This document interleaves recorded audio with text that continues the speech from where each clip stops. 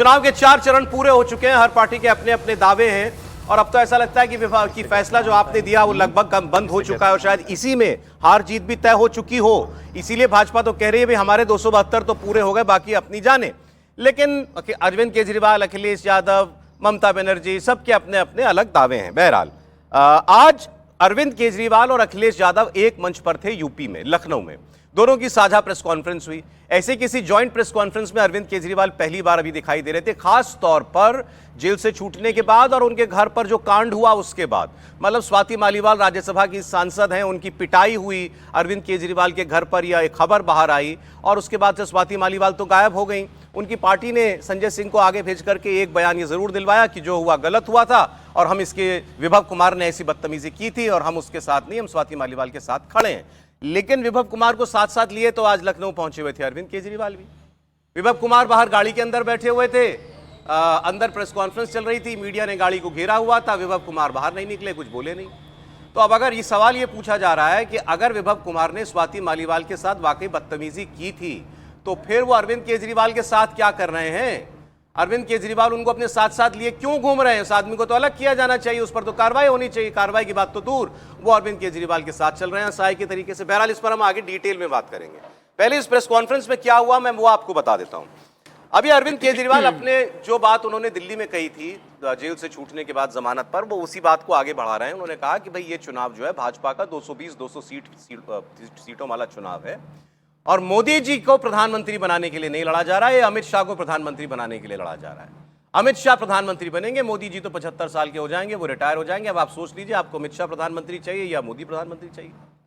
अब अखिलेश यादव ने यहां से डोर पकड़ी और कहा कि भाई रिटायरमेंट वाली बात तो इन्होंने ही कही है, भाजपा वालों ने ही कही है, अब देखिए इस पर प्रधानमंत्री जी कायम रहते हैं या नहीं रहते हैं। उन्होंने अपनी तरफ से आज एक बड़ा स्पेसिफिक आंकड़ा दे दिया, 143। 4 चरणों में भाजपा चारों खाने चित और 143 सीटें आएंगी। इतना स्पेसिफिक नंबर है 143, ये लगता है अखिलेश यादव ने सारे राज्य जोड़कर कोई गिनती करी है, तभी वो पहुंचे हैं 143 पर। यूपी के बारे में वो कल ही कह चुके हैं कि भाई 80 में से 79 हमारी, एक भाजपा की हो सकती है, काशी वाली सीट। अरविंद केजरीवाल कह रहे हैं कि भाई 220-30 सीट आ जाएंगी तो गनीमत है। अच्छा, उन्होंने भी राज्य गिनाए आज, राजस्थान में कम होंगी, मध्य प्रदेश में कम होंगी, कर्नाटक में कम होंगी, महाराष्ट्र में कम होंगी, दिल्ली में कम होंगी, पंजाब में ये लोग साफ हो जाएंगे। तो वो अपनी गणना भी बता रहे हैं अपने अपने हिसाब से। लेकिन फिर मैं कहूंगा अरविंद केजरीवाल आज सामने आए थे स्वाति मालीवाल वाले कांड के बाद, तो सवाल तो उनसे उस पर ज्यादा हो रहे थे। मतलब लोगों की इच्छा थी कि ये उस पर बोले, उस पर वो बोले कुछ नहीं। वो मैं पूरा सीक्वेंस आपको दिखाऊंगा। सवाल पूछा गया, माइक सामने था केजरीवाल साहब के, केजरीवाल साहब पीछे हो गए, इतने में आए संजय सिंह ने माइक संभाला और माइक संभाल करके किसी तरह बात संभाली। लेकिन पहले आपको जरा इनके जो पॉलिटिकल दावे हैं दोनों के, वो मैं बता देता हूं। अरविंद केजरीवाल ने यह कहा कि इनको 400 सीट ये इसलिए मांग रहे हैं कि आरक्षण खत्म कर सकें, आपका संविधान को बदल सकें, इसलिए आप लोग होशियार रहिएगा। अखिलेश यादव कह रहे हैं कि इनकी तो नैया पहले ही डूब चुकी है, अब कुछ कर ले भाजपा, अब नंबर पूरे नहीं होते। तो आपको सुना देता हूं अरविंद केजरीवाल और अखिलेश यादव इस साझा प्रेस कॉन्फ्रेंस में लखनऊ में क्या कह रहे थे। 17 सितंबर को प्रधानमंत्री मोदी जी 75 साल के होंगे और मोदी जी ने तय कर लिया है कि अमित शाह जी को वो अपना वारिस बनाएंगे और अमित शाह जी अगले साल 17 सितंबर को देश के प्रधानमंत्री बनाने का उन्होंने तय किया है मोदी जी ने। इसके ऊपर मोदी जी पिछले 1-2 साल से लगे भी हुए हैं, क्योंकि भारतीय जनता पार्टी के अंदर अमित शाह जी के सामने जो जो बाधाएं पैदा कर सकता था नेता, एक एक करके उन सब नेताओं को साइड कर दिया गया। एक ही शख्स बचे हैं जो अमित शाह जी के रास्ते का कांटा बन सकते हैं। अब योगी आदित्यनाथ जी को इन्होंने हटाने का पूरा मन बना लिया है और अगर इनकी सरकार बनी तो 2 महीने के अंदर योगी जी को भी उत्तर प्रदेश के सीएम से हटा दिया जाएगा। पूरे देश भर से अब जो ट्रेंड आ रहे हैं वो ट्रेंड ये दिखाते हैं कि भारतीय जनता पार्टी को 250 से भी नीचे, मेरे हिसाब से 220 के आसपास, 3-4 दिन पहले भी मैंने कहा था 220 से कम सीटें इनकी आती हुई नजर आ रही हैं। आप हिसाब लगा लीजिए। मैं हरियाणा होके आ रहा हूँ कल परसों, हरियाणा में इनकी बहुत कम हो रही हैं, दिल्ली में इनकी बहुत कम हो रही हैं, पंजाब में मुझे नहीं लगता इनकी कोई सीट आ रही है, कर्नाटक में इनकी काफ़ी कम हो रही हैं, महाराष्ट्र में इनकी बहुत कम हो रही हैं, बंगाल में इनकी कम हो रही हैं, यूपी में इनकी कम हो रही हैं, बिहार में इनकी कम हो रही हैं, झारखंड में इनकी कम हो रही हैं। राजस्थान में इनकी कम हो रही हैं, तो इनकी सीटें आ कहाँ रही हैं? तो इनकी 220 के नीचे सीट आ रही हैं। इनकी सरकार बीजेपी की सरकार नहीं बन रही है। इंडिया उनकी कौन सी बात सच निकलेगी? अभी आपसे ही कहा कि 75 साल वाला जो वो है रूल नियम, उसको तो फॉलो किया जाएगा ना, इसी से पता लग जाएगा। जो 400 पार का नारा दे रहे थे, अब समझ में आया है 4 चरणों के बाद।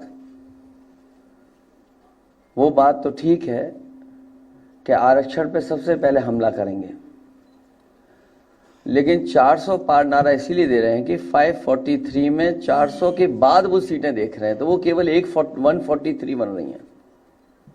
तो वो स्वयं स्वीकार कर रहे हैं कि 143 से ज्यादा वो सीटें जीतने वाले नहीं हैं, क्योंकि 400 पार सीटें 143 ही बनती हैं। और 140 करोड़ की जनता इस बार इन्हें 140 सीटों के लिए भी तरसा देगी। चलो आ जाओ। अब देखिए साहब, पहली बात तो ये, अरविंद केजरीवाल जी अखिलेश यादव जी आजू बाजू बैठे थे, पहले भी मिले होंगे, और अखिलेश यादव जी ने उनका स्वागत भी किया होगा, चाय कॉफी भी पिलाई होगी, थोड़ा ड्राइंग रूम में बैठ के गप्पे मारी होगी, हालचाल लिया होगा। उसके बाद आए होंगे प्रेस कॉन्फ्रेंस करने के लिए। एक कह रहे हैं 220 230, दूसरे कह रहे हैं 140 के लिए भी तरसा दें। भाई सलाह कर लेते, क्या कहना है हमको? गणित बता देता हूं सर। मैं कह रहा हूं एक ही नंबर पर तो रहते कम से कम। देखिए, अखिलेश यादव ने आज 140 सीटों का जिक्र किया है। मैं एक अखिलेश यादव का किस्सा सुनाना चाहता हूं इस संदर्भ में। अखिलेश यादव धौलपुर के सैनिक स्कूल में पढ़े, राजस्थान धौल के अंदर। तो मुलायम एक पेरेंट्स के रूप में जाते थे कि बेटे के स्कोर कार्ड लेने की पढ़ाई में कैसे रहे। तो उनके मैथ्स के टीचर ने कहा कि आप इसको सब करवाना, सो कभी गणित मत पढ़ देना। तो उनने पूछा क्यों? तो बोले जब भी मैं 2 और प्लस 2 कहता हूँ, ये 2 और 2 1 कर देता है, ये कभी 4 ही काउंट नहीं करता। मुलायम सिंह बोले कि मैं भी बहुत परेशान हूँ अखिलेश की आदत से। तो टीचर ने पूछा वो कैसे परेशान हो? बोले इटावा के सेफई गांव में जब सब परिवार के मेरे भाई भतीजे सब इकट्ठे होते हैं, जॉइंट फैमिली है, 20-25 बच्चे इकट्ठे होते हैं, मैं अखिलेश से पूछता हूँ अखिलेश कितने आए? अखिलेश कहता है आधे ही आए। जबकि 10 भाई आते, अखिलेश कहते 5 ही आए। तो जितने होता है उसका आधा करने की अखिलेश की बचपन से आदत रही है। तो आज वो 140 सीटें कह रहे हैं, तो 280 का आधा कर रहे हैं कि 4 फेज में जो भारतीय जनता पार्टी को 280 सीटें मिले, उसका आधा कर रहे हैं। समीर जी के किस्सों का कोई जवाब नहीं। लेकिन मजेदार बात यह है कि 2019 में भी ये चंगू मंगू ऐसे ही बोल रहे थे।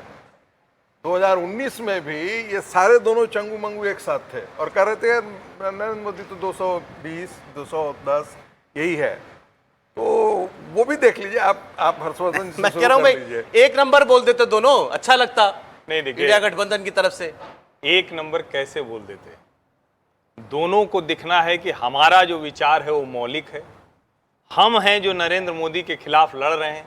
और सोचिए जरा अखिलेश यादव जी के मन में क्या भाव रहा होगा अरविंद केजरीवाल को लेकर। बिना एक सांसद तक इनके पास नहीं है, विधायक के नाम पर कुल जमा कितने हैं? ठीक है, 2 राज्यों में सरकार भले हो, लेकिन उत्तर प्रदेश के सामने कहां खड़े होते हैं? दोनों के मन में अपने अपने। और अरविंद जी के मन में क्या है? हम वो पार्टी हैं जो कांग्रेस की जगह लेते हुए हरियाणा में भी जाएंगे, पंजाब में भी जाएंगे, गुजरात में भी जाएंगे। दोनों के मन में अपने अपने जो कहते हैं ना कि कहां खड़े हैं उसको लेकर अलग है। लेकिन एक चीज मुझे लगता है कि वो फिर से चलाया जाना चाहिए। और समीर जी तो रोचक अंदाज में बता देते हैं इनको, चूंकि बचपन से लेकर, और मतलब देखिए वो भी बताया था इन्होंने जब अरविंद जी लौट के आए थे तो उसमें नाश्ता वाश्ता बताया था। लेकिन जरा हाँ कुछ छुपाया भी था इन्होंने। लेकिन सोचिए जरा, 400 पार का मतलब 543 में से 400 घटाना, ये दुनिया का कौन समझदार बालक, अगर जिसने कहीं भी गणित पढ़ी हुई है, कहीं भी गणित पढ़ी हुई है, सामान्य जो सबसे खराब विद्यालय होगा इस देश में उसने भी पढ़ी होगी, 400 पार मतलब 543 में से घटाना है। भाई साहब सारे सिद्धांत खत्म हो जाएंगे। अब और उससे वो मजाक में बोलते हैं, वो ना मजाक तंज करते हैं, वो उनकी समझ है, ये उनकी समझ है। आप उनकी गंभीरता देखिए, वो पूरी गंभीरता से बोल रहे हैं, पूरी गंभीरता से। और अरविंद जी की गंभीरता जरा आप देखिए, अरविंद जी की गंभीरता कह रही है कि यहां भी घटेंगे, यहां भी घटेंगे, यहां भी घटेंगे। अच्छा चलो बता देते भाई क्यों घटेंगे। उस पार्टी का नेता बोल रहा है जिस पार्टी के विधानसभा चुनाव में हर प्रत्याशी की जमानत जब्त हो, 403 सीटों पर लड़े, 403 पर जमानत जब्त। वो बता रहा है कि उत्तर प्रदेश में जो पार्टी लगातार दूसरी बार पूर्ण बहुमत की सरकार बना रही है उसका क्या होगा। वो बता रहा है कि सपा बसपा के होने के बावजूद जिस पार्टी ने 64 सीटें जीत ली उसका क्या होगा। तो ये किस जगह पर खड़े हैं। और मैं तो बड़ा गंभीर हूं। देखिए, इस प्रेस कॉन्फ्रेंस को देखने के बाद मुझे तो पूरा भरोसा हो गया। क्या? अब मैं कह रहा हूं कि बड़ी आसानी से भारतीय जनता पार्टी और एनडीए अपने लक्ष्य को प्राप्त करेगी। 400 पार नारा नहीं। क्यों? मतलब याचक मुद्रा समझते हैं ना, जैसे किसी के सामने एकदम डर लगे उसके दरवाजे पे जाते हुए कि अच्छा कहीं डांट न दे जोर से। अरविंद जी उसी अंदाज में नहीं कह रहे थे, मोदी जी जीत के आएंगे तो अमित शाह को बना देंगे। अब उनको मोदी जी से ज्यादा डर लग रहा है या अमित शाह से डर लग रहा है, ये सवाल खड़ा होता है। मतलब ये पूछना चाहिए। मतलब मैं उस प्रेस कॉन्फ्रेंस में होता तो मैं पूछता कि आपको 75, तो उनको मोदी जी के लिए प्रचार करना मैं चाहिए। यही कह रहा हूं कि आपको नहीं, उनको पता है, उनके लिए वो कि स्वीकार कर रहे हैं, स्वीकार कर उनको रहे हैं कि पता मोदी है। जीत रहे हैं। और दूसरा समझिए, वो बार बार 2 बार 3 बार उन्होंने कहा कि योगी जी को हटा देंगे, योगी जी को हटा देंगे। तो भाई फिर योगी जी को हटा देंगे तो आप कहिए ना कि हम योगी जी के साथ खड़े हैं, आप योगी जी के समर्थन में आ जाएंगे। ठीक है। यानी जो डबल इंजन की सरकार की बात नरेंद्र मोदी कहते हैं, अगर वो सबसे ज्यादा कहीं मजबूती से काम कर रही तो उत्तर प्रदेश में काम कर रही है।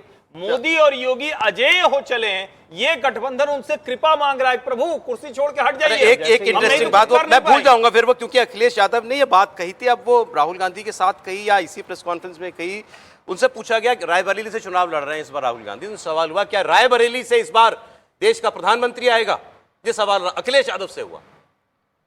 अखिलेश यादव ने आज तक कभी किसी को एंडोर्स नहीं किया, जो अब कर लेंगे कभी वो। देखिए जो उनका जवाब सुनिए, उनका जवाब था हम अपनी स्ट्रेटेजी क्यों बताएं आपको? क्यों बताएं आप? भाई सवाल ये है कि जीते तो प्रधानमंत्री बनेंगे क्या? देखिए बड़ी सिंपल सी बात है। मुझे थोड़ी सी हैरानी ये हुई कि अरविंद केजरीवाल जिस मुद्रा में दिखाई दे रहे हैं ना, वो मुद्रा है कि मैं ही विपक्षी गठबंधन का सबसे बड़ा नेता हूँ। अरविंद केजरीवाल हाँ, वो इस मुद्रा में है बिल्कुल कि अच्छा यहाँ पे इतना हारेंगे, कोई स्टेक नहीं हरियाणा में दिखते नहीं है, मतलब कर्नाटक में कोई स्टेक नहीं, वहाँ हारेंगे। भैया आपका क्या स्टेक है वहाँ पर? स्टेक ना हो तो कमेंट तो कर सकते नहीं, हैं। मैं तो उसी मुद्रा में है ना, जिसमें राहुल गांधी जिस मुद्रा में आते हैं उसी मुद्रा में ये दिखा रहे हैं ना अपने आप को कि मैं वैसा ही नेता हूँ। तो उस मुद्रा में ये बात कर रहे हैं आज। दूसरी, आपने अखिलेश यादव की बात की, तो देखिए अखिलेश यादव क्यों चाहेंगे कि कोई और जो है वो उनके सामने बड़ा हो जाए। वो तो ये मानते हैं ना कि राहुल गांधी और मैं जो हूँ बराबर हैं। तो ठीक है, मैं वैसे भी ये बात बिल्कुल सर्वविदित है कि भाई अमेठी हो या रायबरेली हो, दोनों में ही कांग्रेस को हमेशा समाजवादी पार्टी के सपोर्ट की कल दोनों साथ में होंगे अमेठी रायबरेली में, सपोर्ट की जरूरत पड़ती रही है हमेशा से। तो अगर वो ये मानते हैं जो अखिलेश यादव कि भाई मेरे सपोर्ट के बिना कांग्रेस उत्तर प्रदेश में कुछ नहीं। और दूसरा, हर्षवर्धन जी बोल रहे थे कि भाई किससे डर लग रहा है, अमित शाह जी से डर लग रहा है या प्रधानमंत्री से डर लग रहा है केजरीवाल को। मुझे तो लगता है आजकल स्वाति मालीवाल से डर लग रहा है बहुत। तो वो ज़्यादा बड़ी चिंता है। नहीं, स्वाति मालीवाल वाला सवाल तो ऐसे गोल कर गए और फिर संजय सिंह तो खैर मंझे मंझाए आदमी है ना, तो वो उन्होंने किस तरह मामला संभाला उस पर भी मुझे अलग से बात करनी है, मैं इसलिए ज्यादा उसकी बात नहीं कह रहा हूं। लेकिन हाँ, आज बड़े असहज हो गए अरविंद केजरीवाल, बहुत ज्यादा ऑकवर्ड हो गए जब ये सवाल हुआ। हालांकि वो इस बात के लिए तैयार तो होके आए होंगे कि ऐसा होगा, लेकिन मैं ये नहीं समझ पा रहा वो क्यों विभव कुमार को अपने साथ लेकर के गए। भाई विभव कुमार उनके साथ चले गए। नहीं, देखिए विश्वास आदमी को इधर ले जाए। अरे तो पार्टी बोल चुकी है कि हाँ इस आदमी ने आपकी सांसद के साथ बदतमीजी की, सांसद कह रही है मारपीट की। वो तो बोल दिया, और मैं तो बार बार कह रहा हूं कि ये मसला ऐसा है जिस पर चर्चा दूसरी तरह से होनी चाहिए थी, फिर भी उस तरह से नहीं हो रही है। संजय सिंह ने जो कहा उसको आप देखिए तो वो पेंडोरा बॉक्स खुलता है। वो कई रहस्य लगता है कि जैसे छिपाने की कोशिश हो रही, क्या क्या हुआ वो अकल्पनीय हुआ होगा तब ना नहीं बता पा रहे हैं। अगर सामान्य, मान लीजिए सामान्य झगड़ा हो गया होता तो बताने में क्या था, इसका मतलब कुछ ऐसा है जो अशोभनीय है। अभी भी नहीं बता रही हैं, पुलिस वाले उनके घर गए लेकिन तब भी नहीं बता रहे। मैनेज किया जा रहा है, सब कुछ अशोभनीय है, अशोभनीय। अरे एक मिनट जरा, चलिए पहले ये पॉलिटिकल बात हम लोग कर लें। दूसरी, नरेंद्र मोदी आज प्रचार कर रहे हैं आजमगढ़, जौनपुर, भदोही, प्रतापगढ़। योगी आदित्यनाथ है आजमगढ़, कौशाम्बी, बांदा, फतेहपुर, और अखिलेश यादव भी इस प्रेस कॉन्फ्रेंस के बाद बांदा, फतेहपुर, कौशाम्बी, मतलब एक ही एरिया में घूम रहे हैं तीनों लोग, मोदी जी, आदित्यनाथ जी, योगी आदित्यनाथ जी और अखिलेश यादव। नरेंद्र मोदी ने अपने प्रचार में भी क्या कहा है मैं आपको ये सुनाना चाहता हूं। उन्होंने अब यूपी में आते हैं तो सीधे लेते हैं निशाने पर अखिलेश यादव को, और जैसे वो शहजादा बोलते हैं राहुल गांधी को, तो इनको भी बोलते हैं सपा का शहजादा अखिलेश यादव को। और इनके बारे में उन्होंने कहा कि भाई ये सपा के शहजादे तो वो हैं जो आतंकवादियों का सम्मान करते थे, जो माफियाओं को बढ़ाते थे, माफिया जिनकी पार्टी में होते थे, ये जो मैंने सफाई अभियान चलाया था यूपी में, वो सबसे बढ़िया अभियान योगी आदित्यनाथ ने चलाया। माफियाओं की सफाई की इन्होंने सबसे पहले, नरेंद्र मोदी। आजमगढ़ की तो पहचान ही बदल दी गई थी। न जाने किस किस नाम से आजमगढ़ को बुलाया जाता था, कितना बदनाम करके छोड़ा था। देश में कहीं भी धमाके होते थे तो सबसे पहले लोगों का ध्यान आजमगढ़ की तरफ जाता था। लोग आजमगढ़ की चर्चा करते थे और तब यहां समाजवादी पार्टी की सरकार आजमगढ़ की प्रतिष्ठा के लिए न कुछ सोचती थी न कुछ करती थी। तब सपा के शहजादे आतंक के समर्थन में दंगाइयों का सम्मान करते थे। आपने तो सपा के गुंडाराज के वो पुराने दिन देखे हैं। बाजार शाम 7 बजे बंद हो जाते थे, माताएं बहनें बाहर नहीं निकल पाती थी, पढ़ाई लिखाई तक के लिए बेटियों का निकलना मुश्किल होता था। भाइयों और बहनों, आज भाजपा सरकार में यूपी इन सारे संकटों से बाहर निकल आया है और योगी जी ने यहां दंगाइयों की, माफियाओं की, अपहरण फिरौती गैंग की, मेरा जो स्वच्छता अभियान है ना, योगी जी ने उत्तर प्रदेश में बराबर चलाया है। देखिए, प्रधानमंत्री किसी भी राज्य में जाते हैं तो वहां वही बात कहते हैं जिसका रेजोनेंस लोगों के बीच में, जिसकी सबसे ज्यादा गूंज हो, जिस मुद्दे की जो उनके लिए मन में बैठा हो। तो यूपी में आते ही वो लॉ एंड ऑर्डर की, कानून व्यवस्था की बात शुरू करते हैं। और हम तो, हमारे रिपोर्टर तो लगातार घूम रहे हैं ना, वही नहीं बल्कि और भी मीडिया के जो रिपोर्टर घूम रहे हैं, मैं उनके कमेंट्स पढ़ता रहता हूं। प्रोफेसर साहब, ये जो लॉ एंड ऑर्डर वाला मुद्दा है, अब तो 7-8 साल हो गए योगी जी को सरकार बनाए हुए, इससे बढ़कर कुछ नहीं यूपी वालों के लिए, कुछ नहीं इससे बढ़कर यूपी वालों के लिए। आप वो सपा का भी दिन याद करते हैं। इनफैक्ट यहां तक वो तो कहता है मायावती ने भी बहुत अच्छे दिन दिए थे भाई हमको, मतलब गुंडा राज में, लेकिन योगी जी ने कमाल किया। नहीं, बिल्कुल सहमत हूं मैं इससे। और सच पूछिए तो जो उत्तर प्रदेश में के जो विधानसभा चुनाव की जो जीत थी वो इसी सफाई अभियान की धमक थी।